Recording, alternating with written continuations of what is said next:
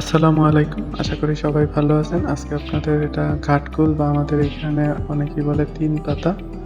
একটা কচু এটাকে আমি যেটা দেখেছি YouTube এ ঘাটকুল বলে আরো অনেক নাম আছে আমি এটা জানি না। আশা করি আজকের ভিডিওটা ভালো লাগবে। ভালো লাগলে অবশ্যই লাইক, কমেন্ট, শেয়ার করবেন।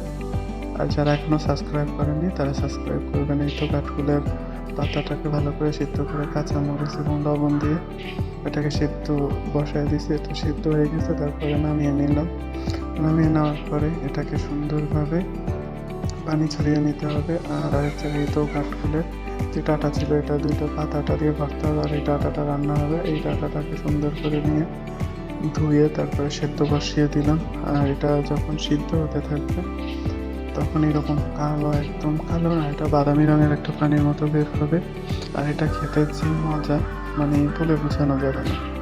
তারপরে সামান্য এটা সিদ্ধ হয়ে গেলে সামান্য একটু তেলের মধ্যে রসুন ছিলে রাখা বেশ কিছু রসুন দিয়ে হালকা নেড়ে একটু পেঁয়াজ দিয়ে দিবে। পেঁয়াজ দিয়ে যখন একটু হালকা সেদ্ধ মতো আসবে পেঁয়াজটা, তখনই ঘাটকুল পাতাটা দিয়ে দিবে। আর এই পাতাটার ভর্তাটা এত মজা, যেটা বলে বোঝানো যাবে না। যে খেয়েছে বা যারা খেয়েছেন তাদের কাছে অবশ্যই এটা টেস্ট জানা আছে, আর যারা খাননি অবশ্যই খাবেন। আমি পাতাটা তো দেখিয়ে দিলাম, এটা সব জায়গায় হয়। স্থানীয় যারা গ্রামে থাকেন তারা অবশ্যই এটা অনেকে খান বা অনেকে চেনেনও না, কিন্তু এটা অনেক একটা উপকারী আর অনেক মজার একটা জিনিস।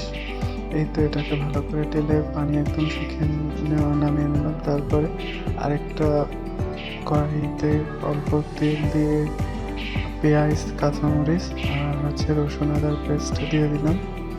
দিয়ে ভালো করে নেড়ে চেড়ে নেব।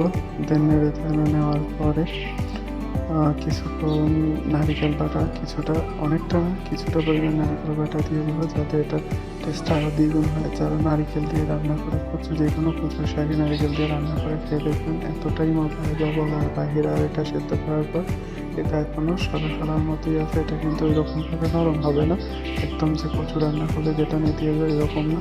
আর এই তো হলুদ, মরিচ, যা যা লবণ যা যা থাকে ওই সমস্ত কিছু একত্রে দিয়ে দিল। আর ওইগুলো সব কিছু নেড়ে চেড়ে যাতে কাঁচা মশলার যে ঘ্রাণটা আছে ওটা চলে যায় অতক্ষণ পর্যন্ত নাড়াচাড়া করার পর যখন তেল ছেড়ে দেবে তখন এই তো কাঠগুলো ডাঁটাগুলা দিয়ে দিব।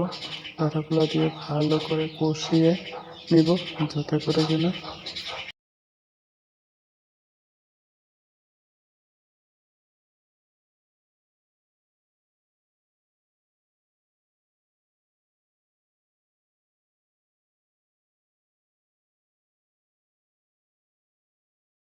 এটা হয়ে যাওয়ার পরে একদম মাখো মাখো সুন্দর করে কষিয়ে অল্প পরিমাণে একটু পানি দিয়ে দিতে হবে, যাতে এটা সেদ্ধ হয়।